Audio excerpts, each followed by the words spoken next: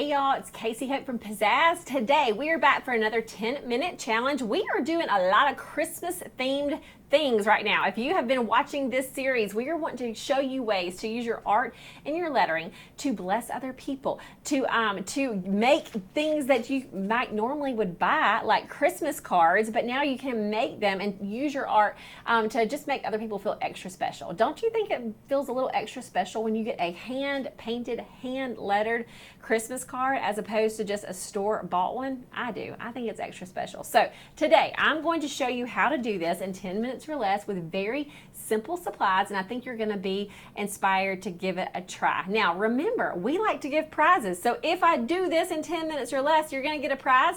To be entered, all you have to do is like this video. Be sure that you are subscribed to our channel and leave us a comment. Leave us a comment if maybe you're going to give this a try. Maybe you always paint cards, or you've never painted a card but you're giving it a try. Let us know in the comments. But for now, let's see if I can do this in 10 minutes or less. Okay, so here we go. Let's see if we can make a super cute Christmas card in 10 minutes or less. Starting my timer now.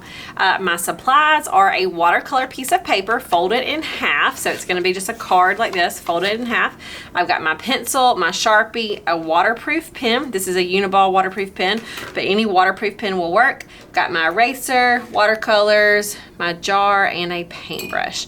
So to begin with, I'm going to sketch out this present. So I'm going to start with kind of a big box, but not a super straight box, kind of coming down at an angle just a bit. I don't know if y'all can see this or not. I'll press down a little harder than what I normally would, just so you can see it. But I would not suggest you pressing down harder. All right, all of this top line is about to be erased. So I'm going just to do circle, like an oval. Then we've got some other ovals here. This will be like the top of the bow. We're going to come down and then back up. That's how we're going to create that bow look. Come down from the edge of this oval. We're coming down and then coming back up to the oval. So as you can see, that little line right across here is going to be erased. Okay, now we'll have just some cute little ribbon tails coming at an angle. Two little lines coming at an angle. We got that. We'll do our wrapping. Two parallel lines this way. Two lines this way. That's all we really need to draw out. Now I will go ahead and sketch out 'Tis the Season. So I'm going to do season first. So here we go. We'll do a big S, E, A. Notice that was 2 strokes. I'm going to do another S, loop it over. Now for the O, I'm going to let it come over, down, and then into the N. I always do my big word first, and then I just fit the other words into it. So like tis, I see there's like open space right here, so we drop that down. I, notice the T and the I are the same stroke, y'all. The exact same stroke. Down and up, down and up. Just one's littler than the other. Tis. Then have your fun swoop. And then for the, we are just going to do THE, just plain font. We like to swap the font up sometimes. It just kind of makes it interesting. All right. So once you've got it penciled out, then you can take your waterproof pen and we can start kind of sketching. Now, if you've watched me before, you know I don't like to do one outline like that. I like to do multiple. It just adds a fun little look to it. And this is when I've got a thin pen. If I had a thick pen, I would not do this multiple trace method. But with these thin little waterproof pens, I just think it makes it look a little bit more artsy. It also makes you feel like you don't have to be as perfect with the lines. We're just quickly getting this sketch on.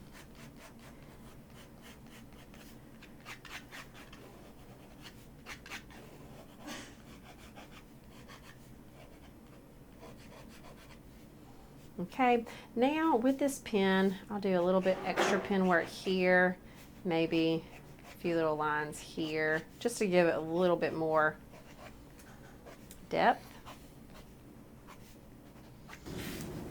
Maybe a little bit here. And then also with the pen, if you want to add any of like these fun little swirls or design, you can do that with the pen, and then you will just paint straight over that with the watercolor. That's why it's important that this is a waterproof pen. So I'm just putting little dots all back here. So all of my design work is coming with this pen. When I start to paint it, I'm just laying color in. All right, before I paint though, I do want to go to my lettering. I'm going to swap from this pen to my Sharpie simply because it's a little bit thicker and I want this to be a little bit bolder. Sharpies are also waterproof though, which is great when you're doing any sort of watercolor on top. So here we go, a simple just tracing to begin with.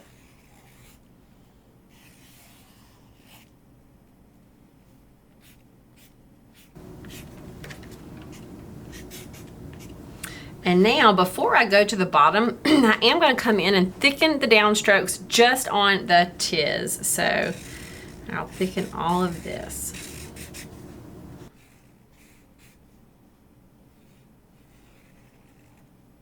Okay, now I'm coming down to here. Right now, I'm just tracing.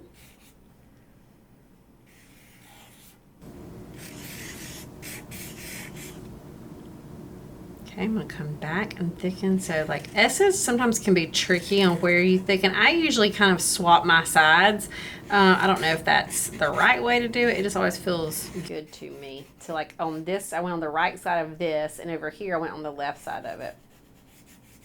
It feels like it gets wonky if I do it the other way. And a lot of times that just depends on how much room you have within your space. So if this loop would have been a little bit smaller, I may have had to have gone on the right side. So just know there's not any super hard and fast rules. You can kind of adapt things as you go.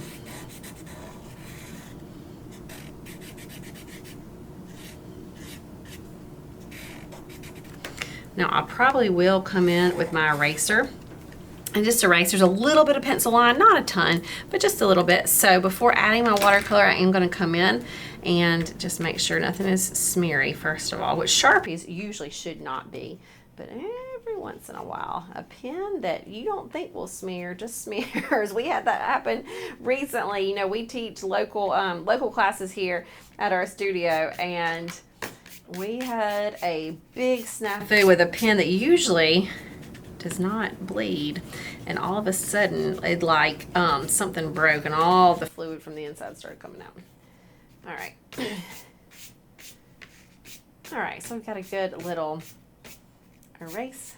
Now we are going to move our watercolors closer, and we're really just using the red and the green. So I'm going to start with that green. It's the lime green. There are lots of different watercolor palettes. You will see us use a lot of different, we like a lot of different colors, and we like a lot of different brands, and we'll try this one and we like it for this thing, then we do a different one. So please don't think that you've got to, you know, get stuck on just one brand. If you find one that has colors that you like, just get it. This particular one is one that we sent to our club members a few years back, actually, made by Uli. All right, did the green. Now I'm going to come to the red. Just going to add a little water on there first.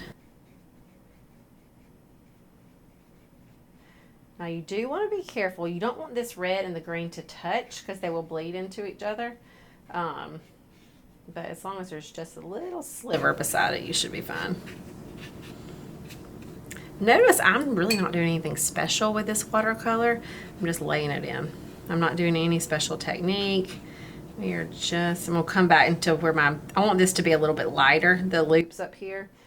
So I'm gonna wait till my brush has a little less pigment, like about right now.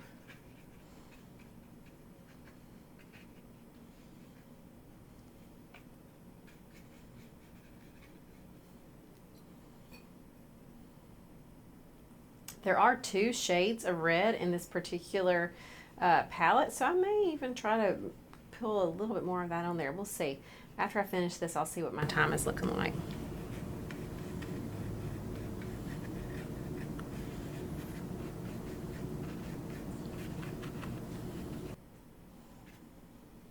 I don't have a lot of time, so I think I'm just going to call it almost quits. Okay, and hold on. I said I was going to call it almost quits, and I started something else. Do y'all do that? Is it just so hard to quit sometimes?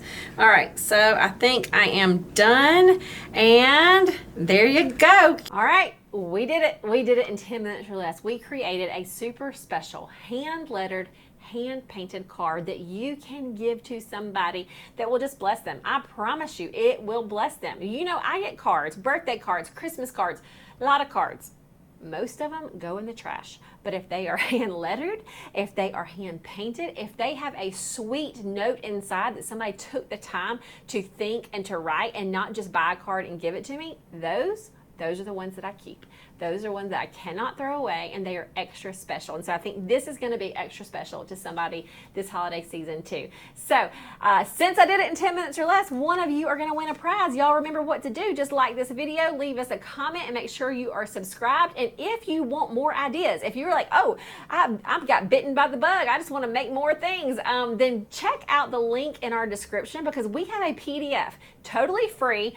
We have made it for you that has all kinds of ideas on ways to use your art and lettering this holiday season that are great for gift giving. Some things you could make them and sell them, just whatever you want to do with that PDF, but it's totally free. Just check out the link in this description and enter your email, and we will send that to you. That is all for now. We will see you next week. See ya.